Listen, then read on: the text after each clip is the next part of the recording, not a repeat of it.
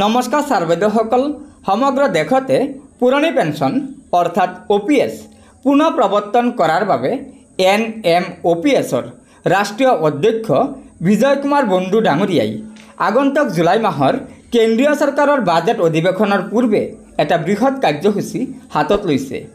হয় सर्वेदসকল एया चाওক विजय कुमार बंधु डांगरियाई अर्थात NMOPSर राष्ट्रीय अध्यक्ष डांगरियाई जनाइছে जे আজি তেখেত নতুন দিল্লীত আছে। সাংসদ ভৱনলৈ গৈ সকলো নৱনিৰ্বাচিত সাংসদসকলক অভিনন্দন জনাইছে। ৰাতিপুৱাৰ পৰা চলি আছে এই মেল মিটিঙৰ ক্ৰম। সাংসদ ভৱনত ৰাজনৈতিক দলৰ পৰা ৰাজ্যসভা আৰু লোকসভাৰ সদস্যসকলক অভিনন্দন জনায়। লগতে তেওঁ পুৰণি পেঞ্চন সমগ্ৰ দেশৰ বাবে পুনঃ প্ৰৱৰ্তনৰ বাবে অনুৰোধ জনায়।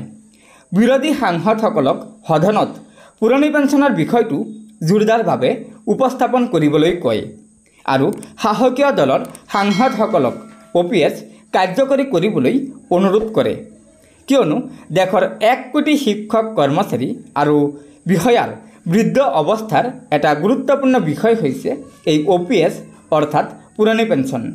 লগতে আৰু জনাইছে যে NMOPSে সমগ্ৰ দেশতে পুৰণি পেঞ্চন 110% পুনঃ প্ৰৱৰ্তন কৰাবলৈ চৰকাৰক বাধ্য কৰাব। গতিকে ছাৰ্বেদসকল এয়া নিশ্চয় NMOPSে এটা বৃহৎ কাৰ্যপন্থা হাতত লৈছে, কিয়নো বৰ্তমান সময়ত NMOPSৰ বিষয়ববীয়াসকল দিল্লীত আছে আৰু প্ৰতিজন বিৰোধী তথা শাসকীয় দলৰ সাংসদসকলক লগ ধৰিছে আৰু কৈছে যে পুৰণি পেঞ্চন পুনঃ প্ৰৱৰ্তন কৰাৰ বিষয়টো সদনত জোৰদাৰভাৱে উপস্থাপন কৰিব লাগে আৰু শাসকীয় দলক জনাইছে যে শাসকীয় দলে অতি শীঘ্ৰে পুৰণি পেঞ্চন পুনঃ প্ৰৱৰ্তন কৰিব লাগে। গতিকে ছাৰ্বেদসকল আশা কৰা হৈছে যে NMOPSৰ এই কাৰ্যপন্থাই সমগ্ৰ দেশৰ চৰকাৰী কৰ্মচাৰীসকলৰ বাবে কিবা এটা সুখবৰ দিব।